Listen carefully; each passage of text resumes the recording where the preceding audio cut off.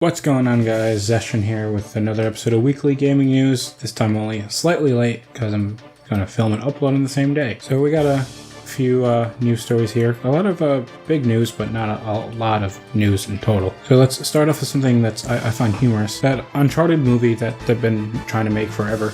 It lost its fifth director, so that's fun. I guess Tom Holland is still set to star as the Nathan Drake, and I just still don't know why they're trying to make this movie. Clearly, it doesn't want to be made, so stop it. Get some help. I just thought it was kind of funny, because how many directors need to leave a project before you just cancel it?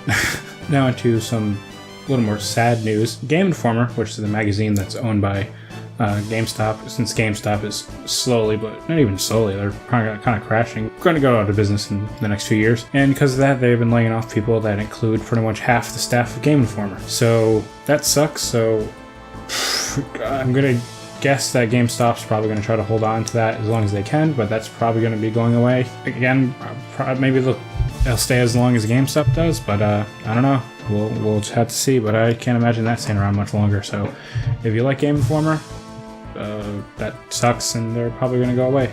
That's the end of an era, but that's the times we live in. So during E3 this year, Square Enix announced that they're remastering Final Fantasy VIII, and it's coming out on September 3rd. So that's really soon. That's what, like next week? 2 weeks? I don't know how time works. But yeah, that's cool. And I was thinking that at first it was going to be like a kind of a slightly enhanced port like Final Fantasy VII was, or even I think 9. I haven't played that one.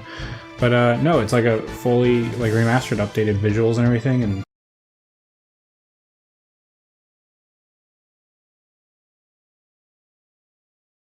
yeah, that's pretty cool. So if you like Final Fantasy VIII, which a lot of people think it's their favorite one, well, to be fair, every Final Fantasy is somebody's favorite Final Fantasy, I think, so I don't know. Anyway, but yeah, that's cool. So for people who care, I might check it out, but I don't know, I'm not really too into turn-based games, so we'll have to see. So Gamescom was this past week, and we got some interesting stuff out of there. I didn't pay too much attention. I was trying to look around, so it doesn't seem like there's a whole lot of huge stuff happening, but one thing they showed off, I mentioned it a little last week, was Minecraft RTX or whatever, so it's just like, what's it called? Ray tracing for like lighting and stuff, and I watched the trailer. It looks cool.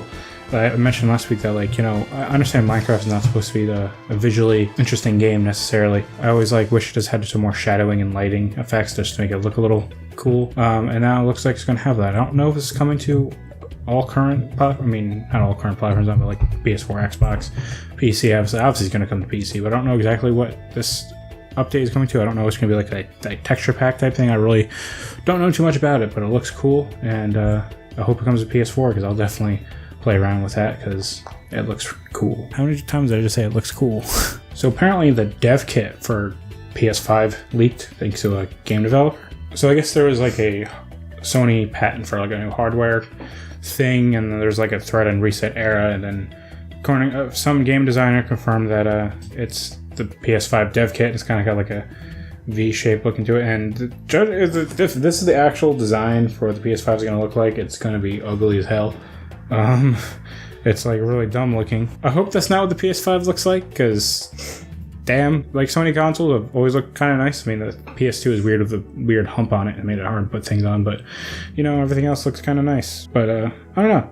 I guess we'll just have to wait until Sony officially announces the PlayStation 5. It seems like there might be, you know, obviously, you know, PS5 and the next Xbox are probably coming out next fall, so obviously there's going to be some dev kits going around so developers can get used to the hardware and the architecture and everything of the console. So I'm not surprised that dev kits are out there. I just hope that's not what the actual console is going to look like, because that's ugly. And the last news story is also the biggest news story of the week, in my opinion, is that Sony has finally bought Insomniac Games. Sony and Insomniac have had a really close relationship pretty much Insomniac's entire existence. Their first game that made them really big was Spyro, and then its sequels, and then they went into Ratchet and Clank, and then Resistance, and then, you know, they made 2018 Spider-Man. They also did some other games they did Sunset Overdrive with Microsoft.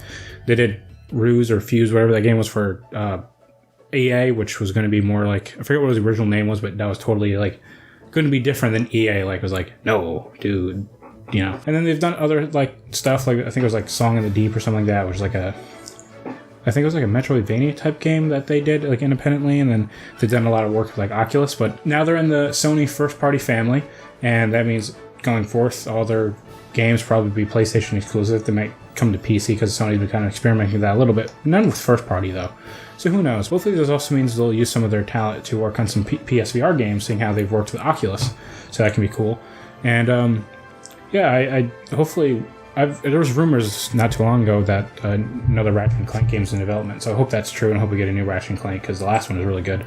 And we're obviously going to get a second Spider-Man, because I think that's the best-selling Sony, or best-selling PlayStation exclusive ever, I think.